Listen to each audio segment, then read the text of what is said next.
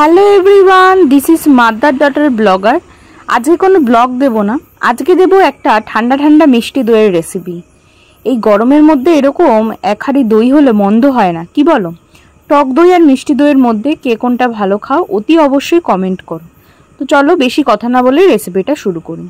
প্রথমেই এখানে দেখতে পাচ্ছ আমি প্যাকেট দুধ নিয়েছি। তোমরা খাঁটি গরুর দুধ পারো, প্যাকেট দুধ যার যেরকম হাতের সামনে পাওয়া যাবে সেরকমভাবে দুধটাকে ভালো করে ফুটিয়ে নেবে।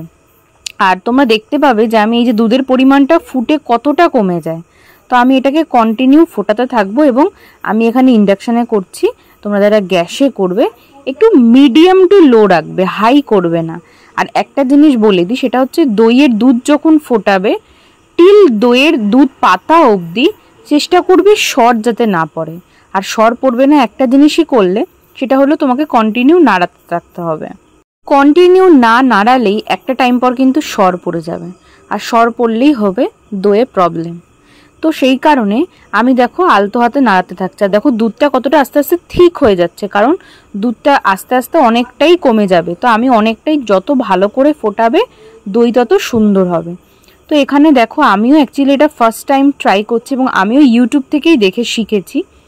তো আমিও ভয়ে ভয়ে ছিলাম যে এন্ড অফ দ্য ডে দইটা কি আমার জমবে, দইটা কি দোকানের মতন টেস্ট হবে, দেখতে হবে। কিন্তু ট্রাস্ট মি, শেষ অবধি ভিডিওটা স্কিপ না করে দেখো, প্রসেসটা তোমাদেরও এরকমই দই হবে এবং খুব সুন্দর দই হবে। তো এরকম আমি কন্টিনিউ নাড়িয়ে যাচ্ছি এবং নাড়াতে নাড়াতে দেখো দুধটা কিন্তু অনেকটাই কমে যাচ্ছে। ছোটবেলা থেকেই মা, কাকিমা, ঠাকুমা সকলকে দেখেছি বাড়িতে টক দই পাততে। মিষ্টি দই পাততে আমি খুব একটা দেখিনি যদিও বা। তো টক দইগুলো ওরা কাচের বাটি, পাথরের বাটি এরকম ভাবেই করতো। তো আমি ইউটিউব দেখেই ট্রাইটা করলাম, তোমরাও করো, ভালো হবে। অন্য একটা কড়াইয়ের মধ্যে, ছোট্ট কড়াইয়ের মধ্যে আমি একটু চিনির সিরাপ বানিয়ে নিতে লাগবে। তো চিনি সিরাপ কি করে বানাবে, একটু চিনি নেবে পরিমাণ অনুযায়ী। আমার এখানে 250 মতন দইয়ের ট্রাই করছি করার। তো তার মধ্যে একটু জল দেবে, দিয়ে চিনির একটা সিরাপ বানিয়ে নেবে। ওটা আস্তে আস্তে দুধের মধ্যে ঢালবে, তাহলে দেখবে দুধের একটা হালকা কালার আসবে। আর আমি আগেই বলেছি এটা আমার ফার্স্ট টাইম ট্রাই। তো আমার চিনিটা একটু পুড়ে গেছিলো, আশা করি দেখে বুঝতেই পারছো। আর এই যে আমার মাটির হাঁড়িটা, এটা 250 একটা ভার। তার মধ্যে কি করেছি, দোকান থেকে কিনে আনা মিষ্টি দই একটু মাখিয়ে নিয়েছি, আদারওয়াইজ কিন্তু দই জমবে না। তো তোমরা টক দই করলে টক দই মাখিয়ে নেবে। টক দই একদিন টক দইয়ের রেসিপি দেখাবো, টক দই অবশ্য এত ঝামেলা নেই।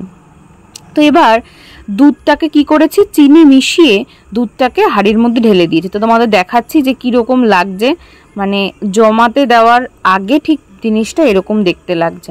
তো এটাকে দুভাবে করা যায়, সেটা হচ্ছে তোমরা এরকম অবস্থায় একটা কাজ করতে পারো। বাড়িতে কেক যেভাবে বানায় উইদাউট মাইক্রোওভেন, সেটা হচ্ছে নিচে জল ফুটবে, তার উপর জলের উপর একটা ট্রে বসাবে, তার উপর দইয়ের হাঁড়িটা বসাবে এবং দইয়ের হাঁড়িটা ঢেকে দেবে, তার উপর একটা ঢাকনা দেবে বড় বাসনটাতে। জলটা ফুটবে আর দইটা বেকড হবে। তারপরে একটু নর্মাল হলে, জমবে যখন, তারপরে সেটাকে ফ্রিজে ঢুকিয়ে দিতে পারো। এটা তোমাদের চট জলদি তাড়াতাড়ি দই জমানোর জন্য পারফেক্ট। আরেক রকমভাবে করতে পারো, এই দইটা এরকমভাবে রেখে দিয়ে তোমাদের চালের যে হাঁড়ি হোক, গামলা হোক, বালতি হোক, তার মধ্যে দইটাকে বসিয়ে দিয়ে ঢেকে দেবে। দিয়ে এটাতে অনেকটা টাইম লাগে, অবশ্য লেন্দি প্রসেস। পরের দিন সেটাকে দেখবে টাইট হয়ে গেছে, তখন সেটাকে ফ্রিজে রেখে দিতে পারো। তো আমি দুরকমভাবেই ট্রাই করেছিলাম, আলটিমেটলি জল দিয়ে ফোটানোর পরই আমার দইটা ভালো জমেছে। তো তারপরে ফ্রিজে রেখে দিয়েছিলাম এবং যথারীতি টাইম মতন ফ্রিজ থেকে যখন বের করেছি, ফিনিশিংটা ঠিক এরকম হয়েছে, দেখতেই পাচ্ছ কত সুন্দর হয়েছে। এবং কাটবো যখন, ভেতরটা কত সুন্দর কালার এসছে, দেখো পুরো দোকানের মতন দই এসছে। আর একটা জিনিস বলতে ভুলে গেছিলাম, তোমরা টেস্টের জন্য যারা এলাচের স্মেল ভালোবাসো, আমি পার্সোনালি ভালোবাসি না, তোমরা একটু এলাচ গুঁড়ো দিতে পারো দুধ ফোটানোর সময়, খেতে ভালো লাগবে। তো আমার দইটা ঠিক এরকম হয়েছে, ঘরোয়া ফার্স্ট টাইম ট্রাই, তোমরাও ট্রাই করো, আশা করি ভালো হবে। এবং তোমাদের দইটা কেমন হলো কমেন্টে জানাতে ভুলো না।